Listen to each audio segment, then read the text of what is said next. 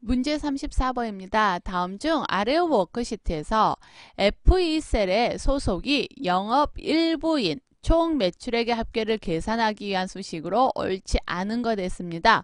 소속이 영업 일부인 총 매출액의 합계를 계산한대요. 봤더니 뒷섬을 쓸 수도 있고 썸이프를 쓸 수가 있네요. 그쵸?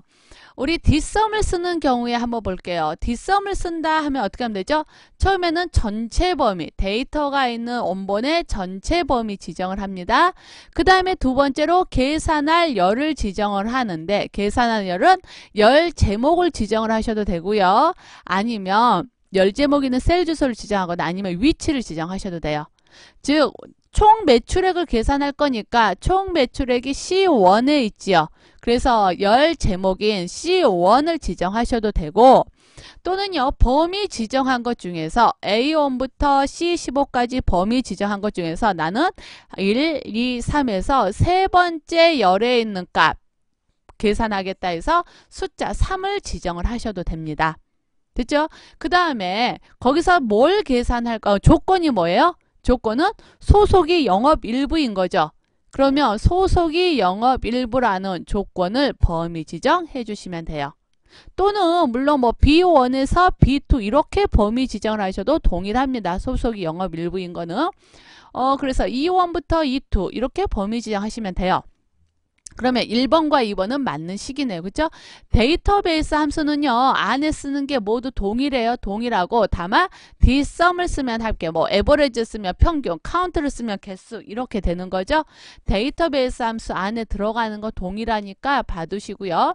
먼저 전체 범위, 그 다음에 계산할 열 위치 또는 셀 제목, 그리고 조건 범위 지정합니다. 이렇게 하시면 데이터베이스 함수는 맞게 된 거예요.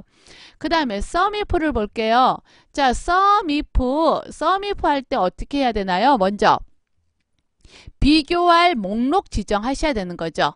그죠? 첫 번째 비교 목록을 지정합니다. 어디서 비교할 건지 지정을 해야 돼요. 비교 목록 지정해요.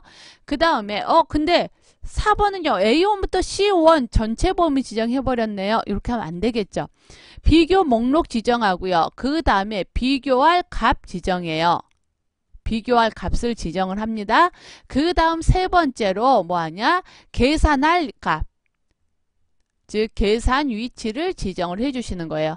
그래서 B2번부터 B15 중에서 E2와 비교해서 같은 게 있다면 거기에 해당하는 C2에서 C15의 값을 계산하겠다라는 거예요. 그럼 4번은 지금 잘못됐죠. 전체 범위 지정했으니까 얘는 잘못된 거예요. 자, 그러면 한번 직접 엑셀에서 입력하면서 확인해 볼게요. 총 매출액 계산하는데 먼저 뒷섬을 할 수도 있다고 했죠. 뒷섬은요. 먼저 전체 범위 지정합니다.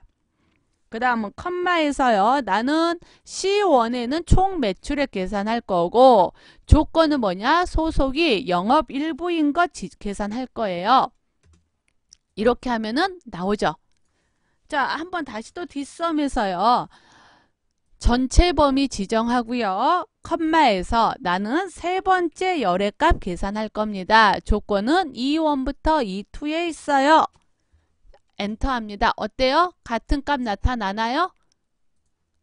같은 값 나타나죠. 데이터베이스 함수 두 가지 방법을 이렇게 사용했어요.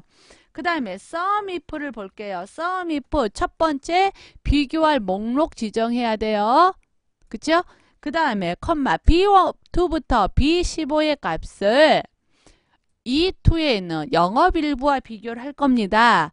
그래서 같은 게 있다라면 C2부터 C15에 있는 여기에 있는 총 매출액을 계산할 거예요.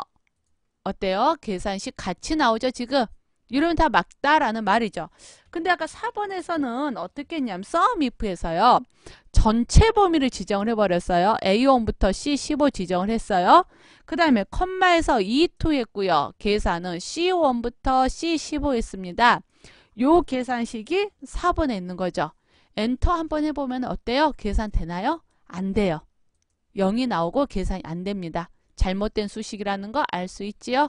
그쵸? 썸이프 첫 번째는 비교할 목록, 비교값, 그 다음에 계산 범위 지정하셔야 되는 거예요. 이때 제목이 되는 열은 제외하시는 겁니다. 그러면 34번의 답 4번이 잘못된 식으로 선택을 해주시면 되겠네요.